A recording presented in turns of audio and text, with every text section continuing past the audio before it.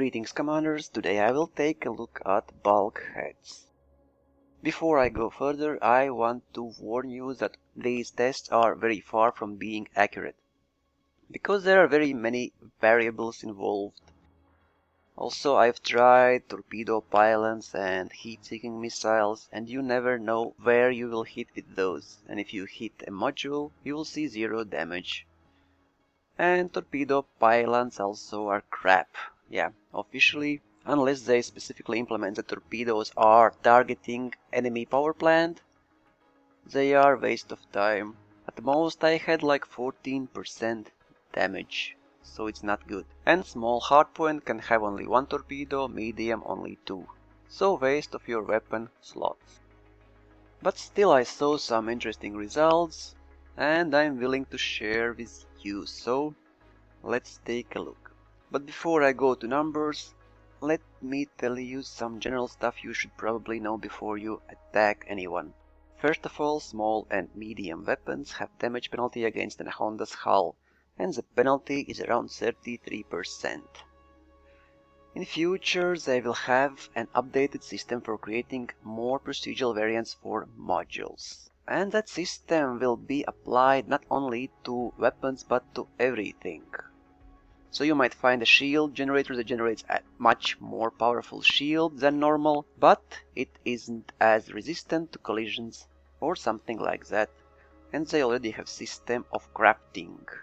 So you will have to find various resources and the like, or finding them in wreckage, but it's a lot of work and will take a while. So it's a design, but it will not be so soon implemented into the game. What's probably most important that you should know is that hitting any module will damage it and will not damage hull. There is one critical module and it's called power plant. By destroying power plant, ship will blow up. Most of the time you will just want to target enemy ship power plant, you don't care about hull. And you can target any subsystem with keys that you have under options control or at left user interface after you select the target. You can repair any subsystem except power plant if you have auto field maintenance unit, and of course unit must have some ammo. And you can reboot ship and bring any destroyed module back online at right user interface functions tab. Rebooting ship is allowing it to cannibalize healthy modules a bit to bring totally broken ones back online. But it restores only a couple of points to a destroyed module. The modules from which will be taken health is random and excludes any module below 10% health to avoid breaking one in order to heal another one. So that's what I think you should know. Let's start with railguns class 2 and class 1 railguns. This is damage done by shot. As you see, lightweight is obviously the worst, reinforced is slightly better, military is also better, but the difference is not that big. Also military mirrored is almost the same. Reactive, it's weird, but it's a little bit worse than mirrored and military. Now plasma. I've tried plasma class 3 and 2. And the results were funny. Sometimes you hit and did no damage, sometimes you hit and did huge damage, so I don't know if it's bug or other factors, but best against plasma was military armor for some weird reason. Then mirrored and reactive. Reinforced, lightweight usually you see it's worse. Cannons. I've tried class 4, class 3 and class 3 fragment cannon. As you see, lightweight is worse, reinforced slightly better, military, mirrored, reactive more or less same. And reactive is only slightly better than military, which is surprising. And mirrored is not that much worse. And now let's take a look at lasers. I've used class 3 beam laser, class 2 beam laser, class 3 pulse and class 3 burst laser, all fixed weapons. Here you can see time needed to inflict 10% damage.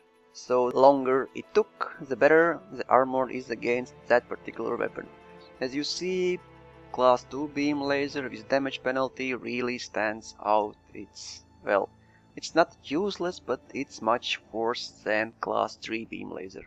Lightweight armor actually did not protect you at all, so it took no time for all kinds of weapons. Reinforced slightly overall better, military is also slightly better than reinforced, and mirrored is really much better against lasers than any other bulkhead. Reactive is actually very close to reinforced.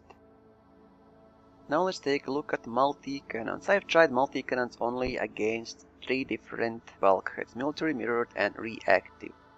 And that's damage done per 2 clips, so 180 shots. Military 5% damage, mirrored 8.5, and reactive 6. So weird, but military seems better again than reactive. I don't know why you should even consider reactive armor. And now let's sum all up. So this is in seconds time needed to inflict 10% damage by various lasers. So longer is better. As you see, shooting different lasers at different bulkheads resulted mirrored to be by huge margins the best armor. And military being second, reactive very close to reinforced, and lightweight being the last one. And now projectile weapons.